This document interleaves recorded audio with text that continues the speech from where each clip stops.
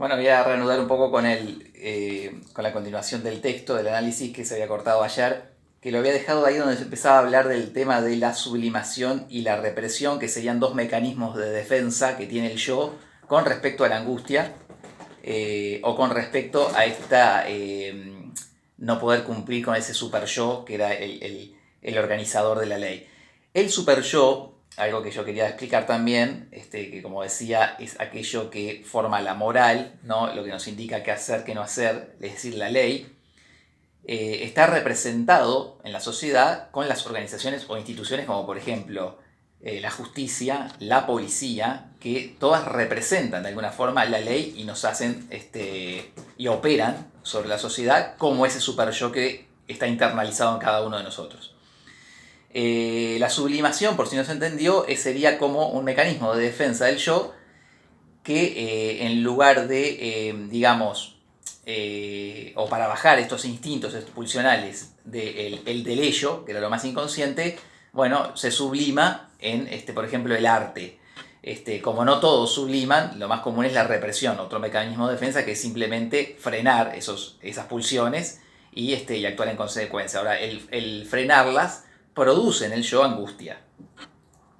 El texto decía entonces, el criminal es así quien no está suficientemente socializado, quien no consigue reprimir sus propios impulsos antisociales, ¿no? Porque los impulsos que tiene el ello, o sea, lo inconsciente, son antisociales. Es decir, hay impulsos como por ejemplo ganas de tener tal cosa que tiene otro. Eso es algo pulsional. Pero el yo y el super yo opera no. Si vos haces eso, vas a tener tus consecuencias. Entonces el yo se limita a hacerle caso a ese super yo. Ese sería el sujeto normal. Ya decíamos que el psicópata viola la ley.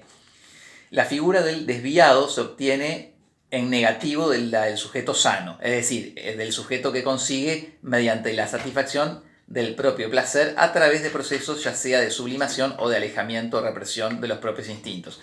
El hombre sano es entonces el hombre integrado que a través de un desarrollado super yo afronta con realismo y madurez la realidad adaptándose a sí mismo en razón de las funciones sociales que realiza. Por eso en los sueños, para la teoría psicoanalítica, en los sueños hacemos aquellas cosas que no podemos hacer en la vida real. Ahí sí damos rienda suelta al ello en los sueños. Mientras que en la vida real tenemos que acotarnos al yo y a obedecer al super yo. En criminología justamente hay una frase que dice el delincuente hace en la vida real lo que los normales hacen en sus sueños. Es decir, el delincuente, el psicópata, sí en la vida real hace lo que quiere, le hace caso a sus más bajas pulsiones, es decir, le hace caso al ello, y tiene sus consecuencias. Lo hace en la vida real. Nosotros, los más sanos, entre comillas, digamos, lo que supuestamente es normal para el psicoanálisis, lo hacemos en los sueños. Es decir, tenemos un límite que lo respetamos, si no, tenemos consecuencias. El criminal, como todo desviado, manifestará su defecto de socialización en la incapacidad de integrarse. En conclusión, el criminal carece del super yo. Si el origen de la no conformidad a las funciones reside, en última instancia, en la defectuosa interiorización de las normas, el criminal es identificado con el enfermo mental. Es decir, que si para el psicoanálisis el delincuente es alguien que no obedece a ese super yo porque por las razones que decíamos o las que fuesen no lo tiene desarrollado, entonces es como un enfermo mental. Entonces hay que atenderlo como un enfermo mental. ¿Qué es lo que dice acá a continuación? Esto, y desde esta perspectiva, no existe otra solución que la sugerencia de una hipótesis terapéutica para el problema criminal, ya sea para prevenir la desviación a través de una potenciación de los aparatos educativo-pedagógicos o bien las prácticas del recondicionamiento del criminal mismo. Se presentan desde dos vertientes, aunque estrechamente ligadas entre sí. La primera se refiere a la explicación del comportamiento criminal y se ha desarrollado a partir de los trabajos de Freud, y ahí dice 79 y hace una referencia al libro de Freud donde Freud desarrolla esto, que es Tótem y Tabú. En Tótem y Tabú Freud hace un estudio antropológico donde desarrolla cómo se habría conformado este super yo, ya no en cada individuo, sino a nivel de la humanidad, donde él se remonta a la época de las cavernas, para explicarlo, donde no había ley, obviamente, y donde la única ley que había en todo caso era la ley del más fuerte. El hombre más fuerte que podía con los otros hombres tenía a las mujeres, dominaba a todas las mujeres, tenía sexo con todas las mujeres que él quería, ya sean hijas de él, las que fuesen, pero ese hombre que iba a pasar a ser el dominante en cierta manada, digamos, o en cierta horda, los hijos que él iba teniendo, tenían dos opciones: o irse, abandonar a ese padre y formar su propia horda, con la fuerza que ellos pudiesen dominar a otros, o rebelarse ante ese padre. Entonces ese hijo que se rebelaba y dominaba y mataba al padre, pasaba a ser el líder de la horda. En ese hijo que mata a ese padre es donde aparece el sentimiento de culpa y es donde aparece el primer crimen. Pero ahí lo que hace Freud es materializar este super yo. Esos salvajes, digamos, lo hacían en hechos lo que evolutivamente cada niño haría psicológicamente desde lo inconsciente, esto que decíamos de el rechazo hacia el padre y el amor hacia la madre, ¿no? Pero que aparece la ley, ¿no? En el trabajo que hace Freud, la ley aparecería mucho después a medida que se va desarrollando la civilización, ¿no? Pero él lo desarrolla muy interesante, ese libro de Tótem y Tabú, que se puede leer, digamos que el Lego lo puede leer hasta cierto punto, pero es bastante entendible. Donde fundamenta todo esto que nombra acá. Por eso acá hace un llamado a este libro, donde dice: y se ha desarrollado a partir de los trabajos de Freud sobre la teoría del sentimiento de culpa, porque ahí aparecería el sentimiento de culpa ante la muerte del padre. El mencionado autor, o sea Freud, explica que la represión de los instintos delictivos a través de la acción del super yo no destruye esos instintos, sino que deja que se sedimenten en el inconsciente.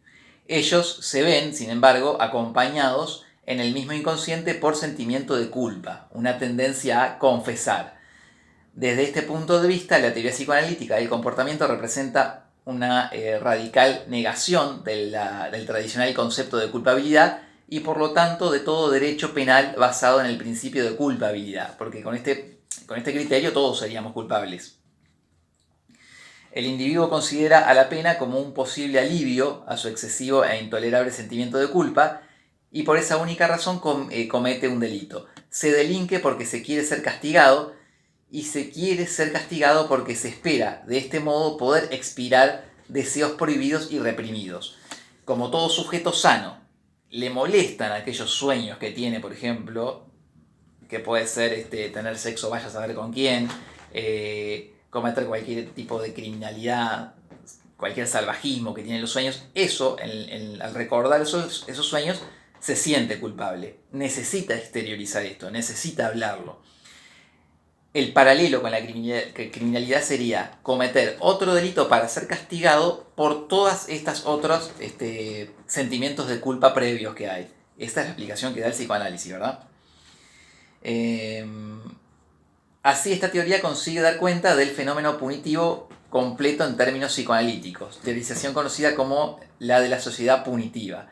Posteriormente, y a partir de los postulados de la teoría de Freud, Theodor Reik, otro psicoanalista, formuló una teoría psicoanalítica del derecho penal basada en la doble función de la pena. Y pone a la pena que sirve a la satisfacción de la necesidad inconsciente de castigo que impulsa a una acción prohibida. Esto sería: yo delinco porque inconscientemente quiero ser castigado. Esto es lo que sostiene Reik. Y b, la pena satisface también la necesidad de castigo de la sociedad mediante su inconsciente identificación con el correspondiente sentimiento de culpa. Que en los delincuentes es analizado a través de la figura del chivo expiatorio, cargado de nuestros sentimientos de culpa y enviado al desierto. Esto desde la historia también. Siempre hacen un paralelismo con hechos históricos, ¿no? Aquel que cometía un determinado delito y era exiliado, por ejemplo. Después dice: Edward Naegeli relaciona la morbosa necesidad de las sensacionales descripciones de los delitos con esta necesidad de un chivo expiatorio que se encuentra en el delincuente, sobre el cual son proyectadas nuestras tendencias criminales más o menos inconscientes. Esto lo vemos todavía el día de hoy cuando, por ejemplo, se atrapa a un delincuente y en ese delincuente se tratan de poner todas las culpas, las ajenas y las propias, en ese delincuente. En todos aquellos que son llevados a castigos, en todos aquellos que por alguna razón se les puede endilgar, digamos, la culpa, ¿no? Como chivos expiatorios. Pasa desde los hechos de cuando se agarra a un ladrón y se le empieza a golpear en la calle, ¿no? Se empieza a lincharlo. Bueno, es una forma también de expiar todas las culpas en ese que se sabe cometió un delito, ¿no? Luego de este breve repaso por las teorías psicoanalíticas de la criminalidad, debemos destacar que, como supra adelantara, resulta innegable la reducción que se opera de cualquier forma de desviación a patología individual y a la implícita negación de toda intencionalidad racional al comportamiento no conformista. Esta es la crítica, ¿no?, que viene desde el otro lado diciendo, bueno, pero entonces, si todo es inconsciente, entonces no hay nada que sea, no podemos echar la culpa a nadie porque nadie hace las cosas de forma consciente. Esa es la crítica que hay, ¿no?, a estas teorías psicoanalíticas. Además, y no obstante, la importante función crítica ejercida frente a las ideologías de la defensa social no ha logrado superar las limitaciones de las que adolece la criminología tradicional. Así aceptan la cualidad de criminal, pasando por alto las relaciones sociales que despliegan la ley y los mecanismos de criminalización, ¿no? Es otro aspecto, o se le hace una crítica como diciendo deja por fuera otro tipo de relaciones sociales, ¿no? Pasa que el psicoanálisis lo incluye todo.